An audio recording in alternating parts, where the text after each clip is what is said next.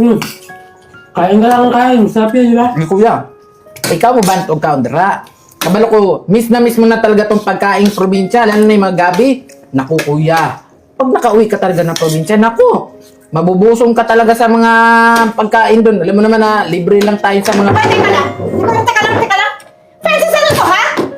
Sinabi ko, paalisin mo yan dito. Bakit hanggang ngayon nandito pa rin at kumakain? Ba't tignan mo, oh? Ang lakas kumain. Ano to? Hoy! Hindi ka dito nagbibigay ng pera. Di ba paubos na yung kanin namin? Tumigil ka na, Eden. Sumusobra ka na. Kahit ako, hindi mo na respeto sa harap ng kapatid ko. Baka nakalimutan mo, Eden. Bahay ko to. Kahit sino, pwede kong patalahin. Hoy! Asawa mo ako! At kung ano yung desisyon mo, hindi laging masusunod. O sige, ganito na lang. Dahil dito mo yan patitirahin, siya magiging katulong dito. Pero, hindi ka gagamit ng shower, hindi ka gagamit ng aircon, pati ng washing machine. Naiintindihan mo? At ano to, ha? Gulay! Di ba alam mo naman, Francis, na allergy ako sa gulay, kaya puro karne lang ang kinakain natin. Auntie, masarap naman yung pagkaluto ko. Ano, ante? Bobo ka ba? Yung mukha ko po kasi king auntie. Sumahimik ka! Kahit masarap pa yung luto mo, pangit pa rin lasa niyan! Katulad mo, pangit! Di mo yung tsura mo, oh! Eden, pwede ba tumigil ka na? Tignan mo, oh! Walang respeto sa akin! Nag-walk out, nagsasalita pa ako, Francis! Ano ba yan? Paano hindi aalis yung tao? Eh, sinisigawan mo. Please lang, Eden. Kapatid ko si Jay. Pwede ba respetuhin mo rin? Hoy, hindi ko yan respetuhin. At wala akong balak na kilalanin yan. Ang alam ko, mahirap yan sa inyo, taga-probinsya, badyaw, kung saan galing, wala akong pakialam. Magluto ka ng karne para sa akin.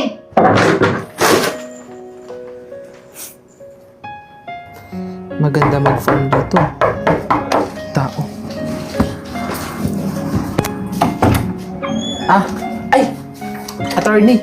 Pasok po. Thank you. Sige po, attorney. Maupo po muna kayo. Thank you. Hoy!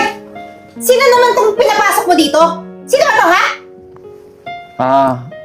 Ako po si Attorney Cruz. Ay, attorney po pala kayo. Pasensya na po, kasi yung nagbukas ng pinto sa inyo bobo. Kaya ikaw, bakit ka nakikipag-usap sa mga profesional? Wala ka nang pinag-aralan, di ba? Kung ako sa'yo, kumuha ka ng tubig. Ano? Hindi na po. Hindi! Ako masusunod dito. Ako yung asawa ng may-ari ng bahay na to. Kumuha ka ng tubig! Bilis!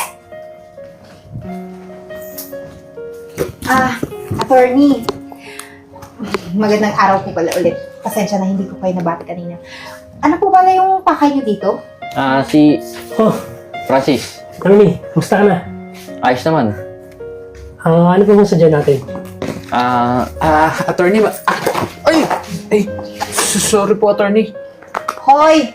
Hindi ko po si... Tanga ka talaga Ano? Bobo? Ha? Kaya ayaw ko sa'yo dito Kasi, ang dapat sa'yo probinsyano, nandun lang sa bundok, sa bukid! Ha? Nag-aararo! Tanga! Tingnan mo! Nabasa si attorney!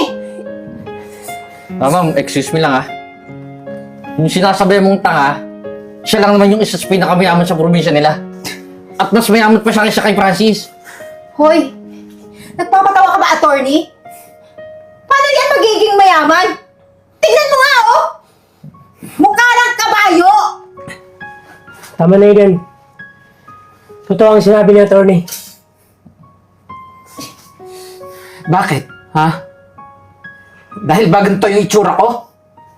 Tsaka galing ako ng probinsya? Tatratuhin mo ako ng ganito? Wala kang alam. Hindi mo alam kung anong tunay na pagkatao ko. Dahil hindi mo naman ako kinilala ng gusto Pagdating ko pa lang dito, hinusgahan mo na agad yung pagkatao ko. Tsaka alam mo ba kung bakit pumunta dito si Jay? Para palaruin yung gagawin nilang business dito sa Manila. Tsaka Eden, ang totoo niyan, mas mayaman si Jay kaysa sa akin. Lahat ng ari-arian ng magulang namin, halos sa kanya napunta. Teka lang, magkapatid kayo. Pero ba't ganun yung pagkakahati ng ari-arian? Ampun lang ako, Eden. Si Jay ang anak ng magulang namin. Tsaka, itong bahay na to, bahay ito mismo ni Jay. At nakikitira lang ako dito. Sa tagal natin pagsasama, ngayon mo lang sinabi, ha? Jay, pasensya na. Sorry, kasi hinusgahan kita. Sorry? Ha? Ngayon ka magsusorry sa akin. Kasi nalaman mo na mampera ako. Alam mo? Mukha kang pera. Ha? Yun yung totoo, mukha kang pera. Ano ha? Pera lang din ba yung habol mo sa kapatid ko? Alam mo kuya? Tanga mo rin eh. Kasi humanap ka na lang din lang ng babae, dyan pa sa taong yan na mukhang pera. Tama ba yung ginawa mo, ha?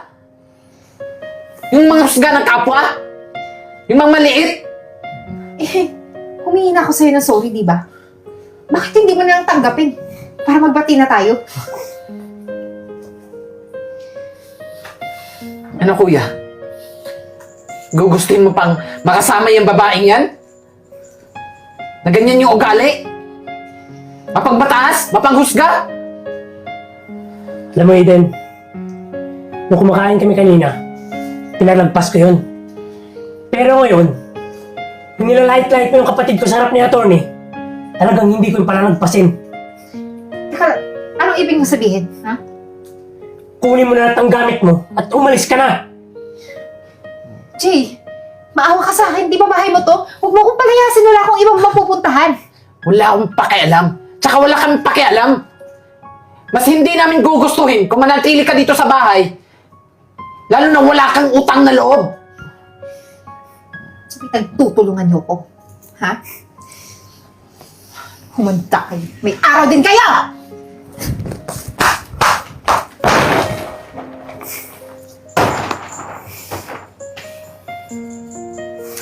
Attorney, pagpasensyahan niyo na po yung mga nangyari ngayon na ako na po yung humingi ng pasensya sa ginawa ng asawa ng kapatid ko. Siya nga pala, attorney, bago po ang lahat. Gusto ko po sana na ilipat po tong pangalan po ng bahay na to sa kapatid ko. Tsaka gusto ko po sanang simulan na po yung pagpaplano ng pagpapatayo po ng mga business dito sa Maynila. Sure, walang problema. Ayusin ko agad yan, lalo na sa madaling panahon.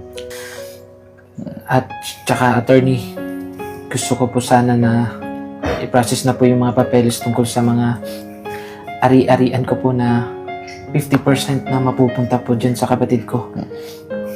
Alam ko naman po na mapapalago po niya yung mga negosyo ko eh. Lalo na pupunta po ako ng Amerika. Teka lang, Jay. Parang ang hirap tanggapin yan eh. Kasi sobra-sobra yung ginawa ng asawa ko sa'yo. Tsaka, alam mo naman na ampun lang ako, di ba? Ano ka ba, kuya? May tiwala naman ako sa'yo eh. Tsaka alam ko na mapapalago mo yung mga negosyo ko. Huwag ka mag-alala. Gagabayan naman kita eh, kahit nasa Amerika ako. Ako, Jay, maraming salamat ha. Ayan mo, hindi ko sasayangin yung tiwala mo.